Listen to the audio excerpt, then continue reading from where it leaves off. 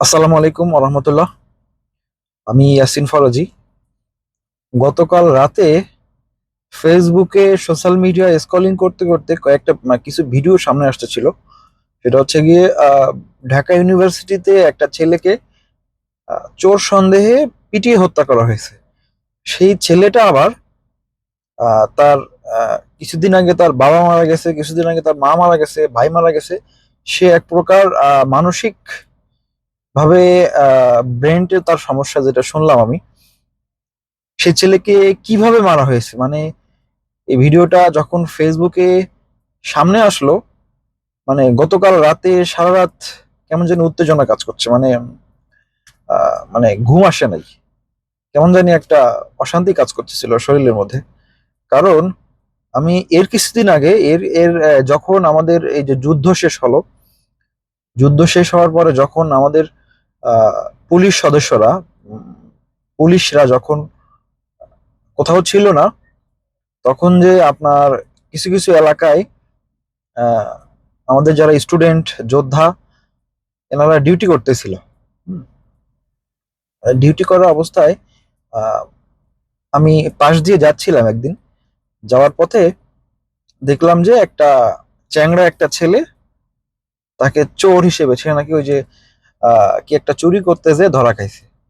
তা এখন ওইখানে 20 থেকে 25টা ছেলে, সব আমাদের স্ট্রং স্ট্রং ছেলে পেলেরা, স্ট্রং স্ট্রং ছেলেরা, আহ ওনারা ওকে মানে নাচাচ্ছে গাওয়াচ্ছে। সে ঠিক আছে, এটা এটা তারা করছে, এটা ঠিক আছে। কিন্তু এখানে আমি দেখলাম কিছুক্ষণ পরে যে 20-30 জন সবাই কিভাবে তারা সেই চোরটারে, মানে সবাই মনে করেন যে, মানে যে যার দিক থেকে একটা দুইটা মনে করেন যে কিল ঘুষি মারবে। মানে এমন অবস্থা যে আমি রাস্তার পাশ দিয়ে যাচ্ছি,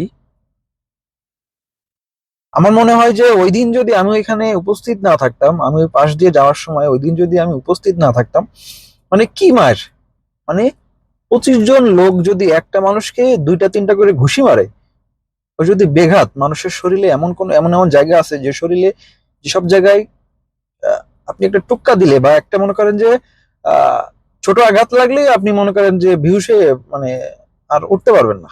হুম। এই মনে করেন যে এই ছেলেপেলে গুলা মনে দেখতেছি যে সবাই কিভাবে যে যার জায়গা থেকে মনে করেন যে, মানে কেমনে ওরে গিল ঘুষি মারবে, মানে ও ছেলেটা মনে করেন যে পড়ে যাচ্ছে, আবার ওকে উঠায় মার। এটা দেখার পরে আমি মনে করেন যে, যেহেতু ওইখান দিয়ে যাচ্ছিলাম, যাওয়ার পরে আমি ওকে বাঁচায়ে, ওইখান থেকে উঠায়ে বাঁচায় আমি নিজ দায়িত্বে নিয়ে ওরে ছেড়ে দিয়ে আসলাম। যে যে যথেষ্ট মায়ের হয়েছে, আর মেরো না তোমরা। হুম। এরপরেও তারা শুনতে চায় না। ওর মধ্যে আমিও 2-3টা ঘুষি খাইছি ওই দিন, যে ওরে ছাড়ানোর জন্য। ভাই এটা তো আসলে আবেগ। আবেগ দিয়ে ওইখানে যদি ওই ছেলেটা মারা যাইতো, ওইখানে যদি ওই ছেলেটা মারা যাইতো, তখন কি হইতো? কি হইতো? ওইখানে তো সিসি ক্যামেরা, সবাই ভিডিও করতেছিল। তোমরা যারা ছেলেরা যারা ওকে মারতেছিলে, তোমাদের জীবনটা, এই যে দেখো, এই যাদের যে ইউনিভার্সিটি যে ছেলেপেলে গুলা, এই যে আপনার মারার যে, এখন এখন কি হবে? ওদের ওদের ভবিষ্যৎ কি হবে? ওদের ভবিষ্যৎ একবারে নির্ধ্বংস হয়ে যাবে আমার মনে হয়। এই আবেগ নিয়ে চলা যাবে না, আবেগ নিয়ে আমাদের চলা যাবে না। এত আবেগ ভালো না। হ্যাঁ, এত আবেগ ভালো না। যেটা করতে হবে আমাদের সেটা হচ্ছে কি, আমি যেটা বুঝতেছি সেটা হচ্ছে কি, মানে মানুষের মধ্যে কেমন জানি একটা ওই যে, মানে মায়া দয়া নাই। মায়া দয়া নাই যে সবাই মিলে মারতেছে, 30-40 জন লোকের মধ্যে কেউ না কেউ একটু প্রতিবাদ করুক যে মেরো না, মেরো না। আমি দেখতেছিলাম যে ওনারা আহ সবাই মিলে ওরে মনে করেন যে কিভাবে কিভাবে মনে করেন যে সবাই একটা দুইটা ঘুষি মারবে। আমাদের মধ্যে মায়া দয়া চলে যাচ্ছে, কেমন জানি একটা মায়া দয়া চলে যাচ্ছে, সবার ভিতর থেকে মায়া দয়া চলে যাচ্ছে। কি বলবো আর, মানে গতকাল রাতে এটা দেখার পরে আমার ঘুমায় নাই, সারা রাতে ঘুমায় নাই। যাই হোক, আহ, কিছু বলার নয়। এখন আমাদের যেটা করতে হবে, সবার সবার জায়গা থেকে এত আবেগ পানা হইলে হবে না স্টুডেন্টরা। আর স্টুডেন্টদের বলবো, ছাত্র ভাইয়েরা, তোমরা যারা, কি বলবো, শুধু একটা কথা বলবো যে তোমাদের